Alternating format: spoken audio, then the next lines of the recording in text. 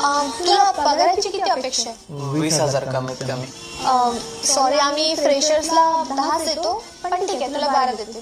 Join होऊ द्या. तसं थोडं वाढवून देतं का? मला पगारातून काहीतरी उरलं पाहिजे. 12,000 मध्ये तुला परवडत नाही. कुठे जातात तेवढे पैसे?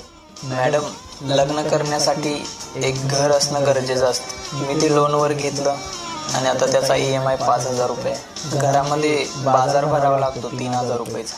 सगळं व्यवस्थित चालू असतं तोपर्यंत गॅस संपतो, लाईट बिल येतं 800 रुपये. घरात डेली भाजीपाला दूध लागतं, 1000च्या घरात जातं येत. तोपर्यंत TVचा रिचार्ज संपतो आणि तो मारला की काही दिवसाने मोबाईलचा पण रिचार्ज संपतो.